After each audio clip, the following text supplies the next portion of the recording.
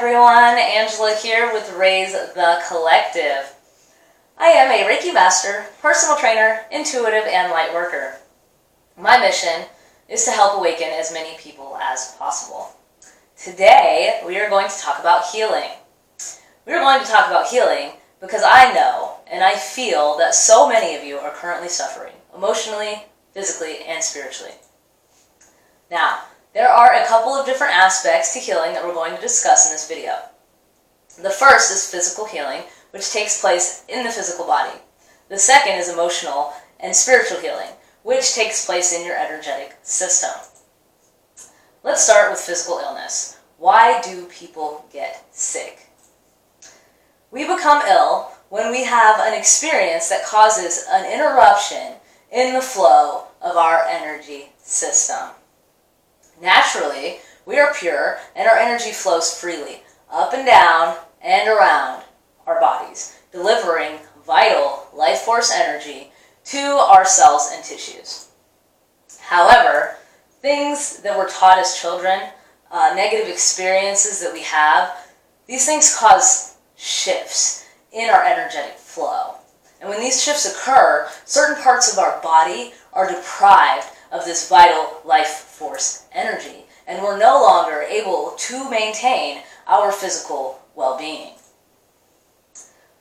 This is why people get headaches. This is why people get colds, cancers.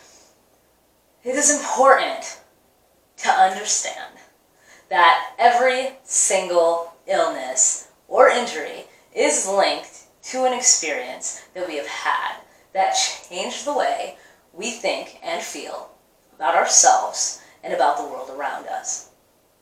It is also important to understand that we heal in layers. So, be patient with yourself. I want to give a few scenarios so that you can better understand what it means to heal in layers. And I will follow up by illustrating the way that energetic blocks manifest in your energy field and how these blocks can affect your physical body. Let's say, for instance, you're 5 years old and you fall off the top of a slide, skinning your knees. The school nurse comes, she cleans you all up, she bandages the wound. At that moment, a certain level of healing has occurred. It feels better, but is it completely healed? Of course not, because you get home, you take a shower, the bandage is removed, and the physical wound is still present. A few days go by, and the wound has now grown a scab. This indicates that another level of healing has been completed. A few days later, the scab gets ripped off, and the wound starts to bleed again. But it's not bleeding nearly as much as it was the first time, because, only parts of it are bleeding. The healing process continues. After about a week, the wound seems to have completely healed over. The only physical trace of the wound is a scar that you're now going to wear for the rest of your life. A scar that reminds you of the fall. A scar that is linked to your new fear of heights. The wound is gone. What remains is an emotional trauma that too needs healing. It's important to keep in mind that physical healing only scratches the surface of what healing truly means. It's important to understand that in order for healing to occur, it must happen on all levels: body, mind, and spirit.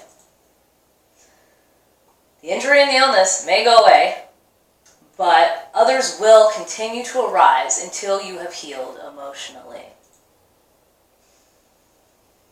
Let's say, for instance, you are the child of an abusive father. The physical wounds that are created throughout that time, the black eyes, the broken bones, all of those things will heal themselves. But are you emotionally healed when your black eye goes away?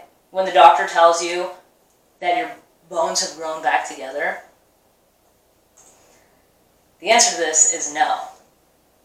So now, as you grow older, you find yourself dating men who have the same characteristics that your father had.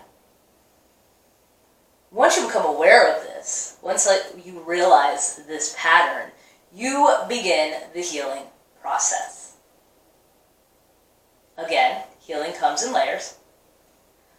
So, let's say, for instance, the first man that you date, he hits you on a regular basis. You do some healing work. You start dating again. The second man, he only hits you twice. More healing work. The third man that you encounter romantically is not physically abusive, but he's emotionally and verbally abusive. Eventually, if you're willing to do the work necessary to heal, you are going to come into a space where you no longer manifest these types of relationships. I want to tell you that the more serious you take your healing, the less traumatic experiences you will manifest throughout your life.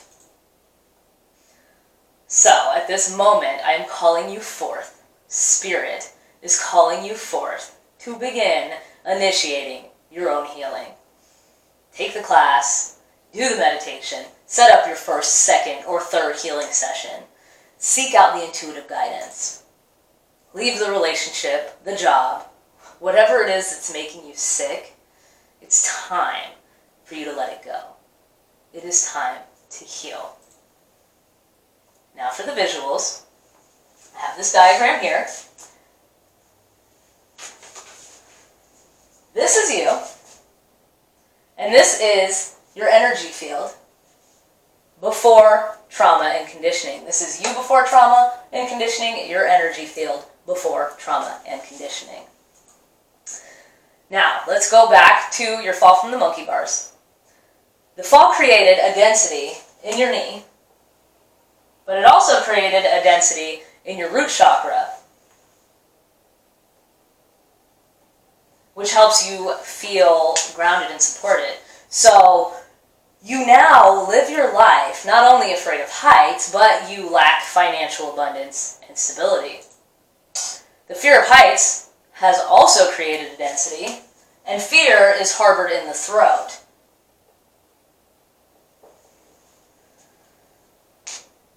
So you have problems being true to yourself. This could also cause issues of the thyroid, frequent tonsillitis, throat cancer. You find it hard to speak up for yourself. Onto the abusive father who's always scolded you for not being perfect. The scolding has made you feel as if you're never good enough, which manifests in your upper abdomen.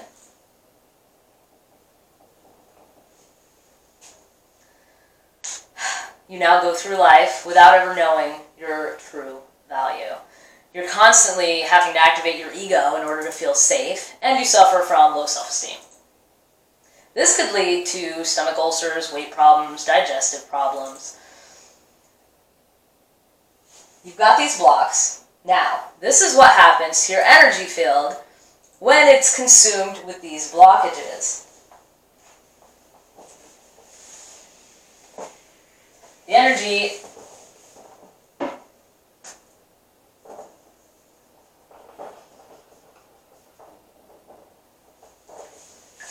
can no longer flow.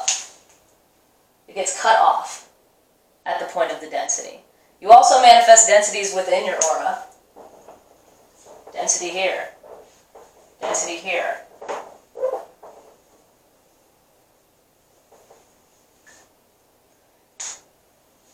What happened to your energy field? As a Reiki practitioner, I can help you remove these blocks. As an intuitive, I can help you become more aware of what needs to be healed and how to heal whatever it is that needs to be healed. Do you need Reiki to heal? Absolutely not. There are many healing modalities that you can utilize, but does Reiki aid in the healing process? Absolutely, 100% yes, if you are willing to do the work. I would like to thank you all so much for watching. I hope that this video helped you understand the way experiences change us and make us ill energetically and physically. Please give this video a thumbs up if you liked it, share it, subscribe to the channel if you haven't already. You can also follow Raise the Collective on Facebook, Instagram, and Twitter. If you'd like to schedule an in-person or distance healing session, you can do so by emailing me at AngelaFernandez@RaiseTheCollective.com. I also offer intuitive, over the phone or in person, tarot and oracle card readings, and personal training sessions.